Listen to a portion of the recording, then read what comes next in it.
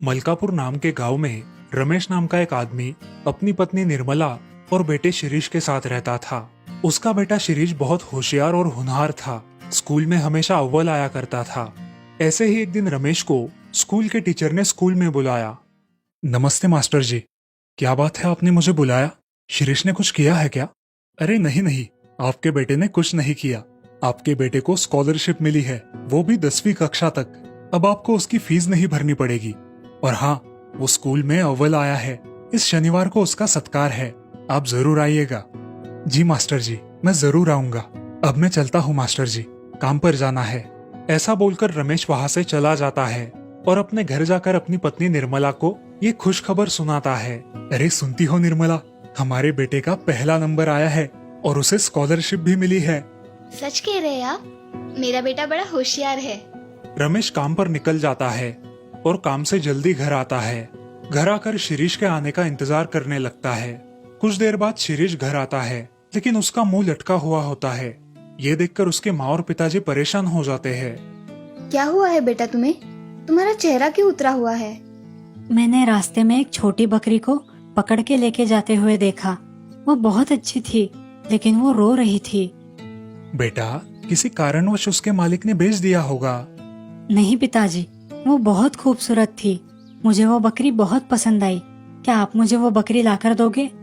मगर तू उस बकरी को पहचानेगा कैसे?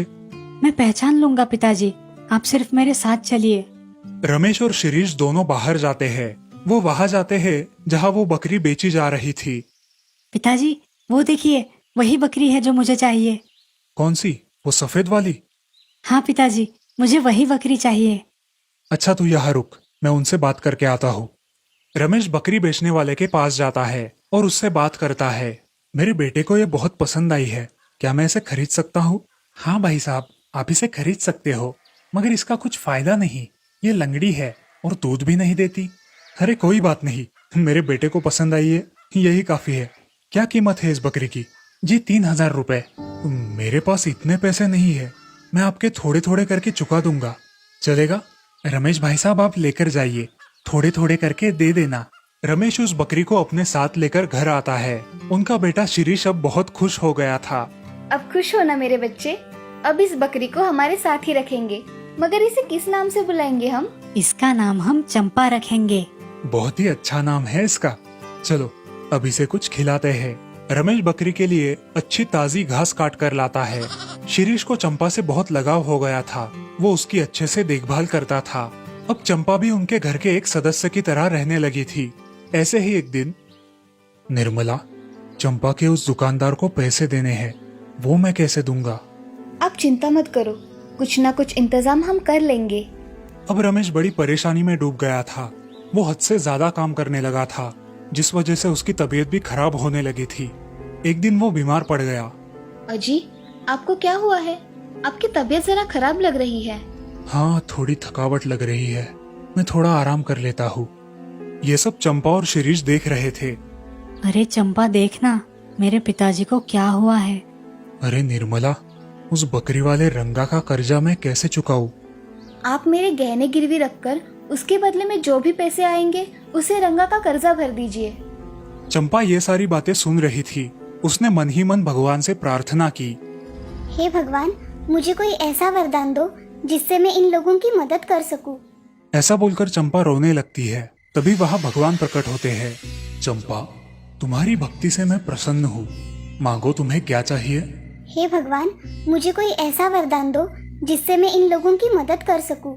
चंपा, मैं तुम्हें वरदान देता हूँ कि जब भी तुम चाहोगी तुम्हारे मुंह से एक हीरा निकाल सकती हो और उससे किसी की भी मदद कर सकती हो। भगवान, आपका बहुत बहुत धन्यवाद। तथास्तु। ऐसा कहके भगवान वहाँ से गायब हो जाते हैं। चंपा मन ही मन भगवान का स्मरण करके अपने मुंह से एक हीरा बाहर निकालती है। हीरा निकालने के बाद वो जोर जोर से आवाज करने लगती है। उस आवाज से उसके पास ही सोया शिरीष उठकर खड़ा हो जाता है और चंपा के पास जाकर देखता है। उसे वहाँ एक चमकीला पत्थर नजर आता है। वो उस पत्थर को उठाता है। चंपा, ये पत्थर कहाँ से आया? शायद किसी ने फेंका होगा, मैं पिताजी को दिखाता हूँ। ऐसा बोलकर शिरीष वो हीरा घर में लेकर जाता है और उसके पिताजी को दिखाता है। पिताजी, ये देखिए क्या है, अजीब सा पत्थर। अरे शिरीष, ये तूने कहाँ से लाया? पिताजी, ये चंपा के पास पड़ा था, मैंने उठाकर आपके पास लाया। अरे बेटा, ये पत्थर नहीं, ये हीरा है, हीरा। इसे सोनार के पास जाकर बेचूंगा तो बहुत पैसे मिलेंगे। लेकिन ये तुम्हें हमारे घर में कैसे मिला? जाने दो, सुबह देखेंगे। अब तुम सो जाओ। अगली सुबह रमेश उस हीरे को लेकर सोनार के पास जाता है।